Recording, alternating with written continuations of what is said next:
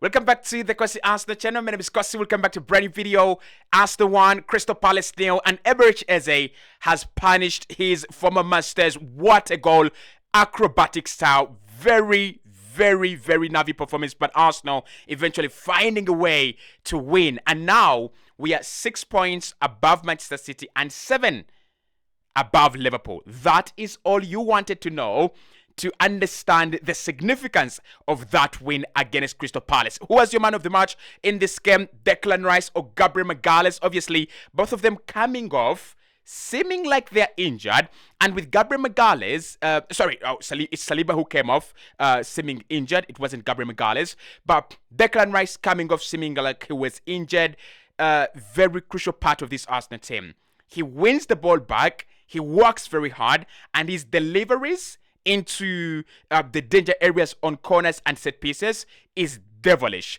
We'll talk about Gabriel Magalhaes as well. He's having another fantastic campaign. He's having a very good campaign. For me, those were the two standout performers in this game, together with Eberechi Eze, who scored that goal in a moment where we needed quality. Guess who provided?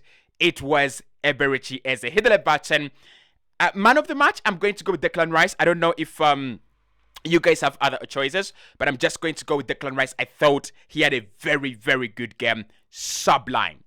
But let's start off with really how the game went. Because Crystal Palace was a big test for Arsenal, and Crystal Palace will be a big test for anyone who actually plays them. Tottenham, Mancity, Liverpool, Man United, Arsenal, Chelsea. Palace is a big test. They're a team that have been put together very well by one of the best managers in the Premier League right now, Oliver Glasner. Whatever he tells these boys, whatever they do in training, it is working. It's a very good team, and he's put it together very carefully. The likes of Adam Watson in that midfield, the likes of Ismail Issa, Mateta, whoever you think about defensively, Mitchell, Gehi, Munoz. That team is difficult, and they caused a lot of problems for Liverpool. And I knew that if anyone thought Arsenal were going to drop points, like me, I thought maybe Crystal Palace could wreak havoc on that day. It was going to be against Crystal Palace, because when you look at the other games that we have around, there is Burnley somewhere. There is I think we have Burnley, Brentford. They are teams that you can drop points to, but they're teams that are also very beatable. But Crystal Palace is the team where you feel nervy going into the game. They press well, they attack well, Mateta is good, and defensively, they haven't been that good really. They have conceded 5 goals in their last, they had already conceded 5 goals in their last 2 games before coming into that one, and now they have conceded 6 in their last 3, but they also compensate that by going and scoring goals the other way. So it was always going to be a very difficult game. And Arsenal have passed the test. Of course, you've got to think about this. Arsenal come into this game after Liverpool losing to Brentford. You know what that does to your brain, right? And you're playing at the same time as Manchester City. You know what that does to your brain. But Arsenal kept composure, and we won, and that puts us in a very healthy position on top of the Premier League table. I want to talk about Arsenal defensively, because once again, yesterday's performance was about how strong Arsenal are. We'll talk about the set pieces right after this point. But defensively, Crystal Palace literally did nothing. They literally did nothing. If you look at the statistics, they'll tell you that maybe Crystal Palace had 2 or 3 shots on target. But did they really have a big chance on target? They didn't. Did they force a very good save out of Raya? They didn't. It was only one time, and I think it was Ismail Issa who had run through on goal, but it was eventually flagged offside. That is, was it Ismail Issa or Munoz? I think it was either Issa or Munoz, right? Apart from that, Arsenal literally keep you quiet, silent in games. It's like we don't have the opposition trying to win the game. And that is a very big part of our game. Again, if you think about Mikel Arteta, last season, he was given up to 250 or 300 million. And how much of that did he spend on defensive energy? Zubimendi, defensive. Christian Nogard, defensive.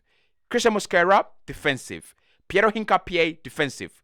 Kepa Arrizabalaga, defensive. So he brought in 8 players and just three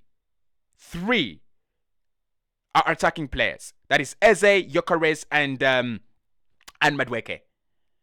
So it is no surprise that Arsenal are this good defensively. It is no surprise that we go against the likes of Matetas of this world and the Ismaili Sarrs of this world, and Arsenal stay comfortable, and it's like nothing happens. In fact, I was struggling to look at, Jeremy Pino, and I was like, he's really struggling, isn't he? He really struggled, Jeremy Pino, in that game. That Arsenal backline is so formidable. It's very, very good. I can't explain how good that team is defensively, because you have Saliba and Gabriel, who are, without a doubt, the best defensive partnership in the world right now. And in front of them, you have what is potentially brewing up to become one of the best pivots in world football. That is Declan Rice and Martin Zubimendi. So it's no surprise that Crystal Palace didn't score in that game, and it's no surprise that they didn't create one single big chance in that game.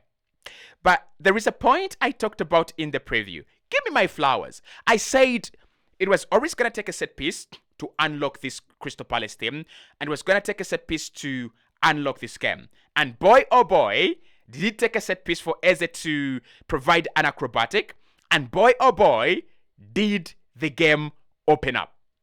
I remember watching the first 20 minutes, or 29 minutes of the first half, and I was like, if this is why I have paid my money, right? I've subscribed to a service to show me this. It's unbelievable. I'm being cheated. I am being scammed. Because Crystal Palace were defensively organized, disciplined, sitting into a very, very good 4-4-2 shape. And Arsenal were just having possession and recycling it between Zubimendi, Timber, and the backline. And I think Declan Rice also dropped deep at times to form that backline passing cartel. Okay, it was boring, and Crystal Palace were very comfortable. And I said it is very, very slow. But then I remember I said, oh, it's gonna take a set piece to unlock this team. And Jeremy Pino is trying to track Bukayo Saka. It is a stupid free kick to give away. It is a cheap free kick to give away. And the moment he does that, Declan Rice, as usual, pings the ball, right into the penalty area. It is repelled, and Eze, pa.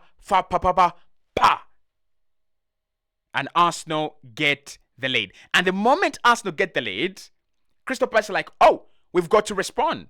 Otherwise, we're losing the game. And Crystal Palace open up, and Arsenal like, oh, they've opened up, which means we can go and try and get a second. And that's why you saw that in the second half, especially at the beginning of the second half up to like 70 minutes, Arsenal were very comfortable because Crystal Palace were no longer as tight as they were in the first half. They were very, very mindful of their rest defense, but they're also very mindful of not sitting so deep to forget that they have to attack and grab an equalizer and maybe turn the game around. So it became very entertaining in the second half. But again, Arsenal's set pieces have become like penalties. Like, Arsenal will get a set piece in a game, and everyone's like, are they going to score? I'll give you an example. Brentford have deployed a strategy, together with Sunderland and a couple of other teams, by the way, in the Premier League now. They will use their throw-ins as corners. They bring it right into the penalty area, and it is coming with a lot of force, and it is flying, right? And when I look at Brentford and their throwing tactics, I'm like, oh boy, are they going to score from this? That is what Arsenal have become. No one is scoring more set-piece goals than Arsenal. It's like we are a relegation side. But this time, in a good way, we are using them to our advantage. Because last season, it was easy for that game to end 0-0. It was very easy for that game to end 0-0. But Arsenal have showed you that we have more tricks up our sleeve. We can score from a set piece. We can score from open play. We can score from a shot outside the penalty area. We can do whatever we can in order to win the game. And that is why I think Arsenal are going to win the league this season. Right? I believe it. I think there will come a time where we are like 15 points ahead of Mancity. Or 15 points ahead of Liverpool. Because the consistency in this team, right? Defensively, Arsenal have now kept 5 clean sheets in a row. 5 clean sheets in a row, defensively. Set pieces, almost every game, it's like we practice them and come and execute. And that shouldn't fool you. The Arsenal can't create chances. Look at the Nottingham Forest game and look at the goals we scored. You look at the Leeds United game and look at the goals we scored. You look at the game we played in midweek against Atletico Madrid and look at the goals we scored. This team still can create chances and score from open play. That is what makes Arsenal very scary. Because Saka is not even at his best. Odegaard is not around. Our players, and Gyökeres is not even at his best. And all these players are eventually going to come alive. And that is the problem that all these teams are really going to have. I want to talk about the lack of chance creation. And then injuries, right? The lack of chance creation is coming from, for me, one or two things. One, the absence of Martin Odegaard in the team to break through the lines. And also, Saka being off form. The moment Saka comes back on form, and he will come back on form, trust me, Arsenal are going to create chances again. The moment Odegaard steps back onto that Arsenal pitch, I'm telling you, we are going to create chances again. And also, I look at the caliber of opposition that we have played in the first 8 games, right? Listen, in the Premier League right now, there is no easy game, honestly. But these are the teams where I will be concerned if Arsenal didn't create any open play chances and we only scored from headers and free kicks. Wolverhampton Wanderers, Leeds United, who we have beaten 5, Burnley, Sunderland, Everton. If Arsenal can't create decent chances against those teams, I will be worried. Nottingham Forest, right? There are about 6 games where Arsenal should be winning by a margin of 3 goals and above. And we haven't played them. Bloody hell, in the first 8 games, we've played Man United, we've played Man City, we've played Liverpool, we've played Fulham at the Craven Cottage, we've played Crystal Palace. Can you imagine? Like, it is what it is, but those are not easy fixtures. Those are not easy games. Well, in terms of injuries, November is coming around and I'm looking at Saliba getting injured. I don't know what the extent of Saliba's injuries is, but I'll give you an update as soon as I find out. And then I hope Declan Rice is really, really okay.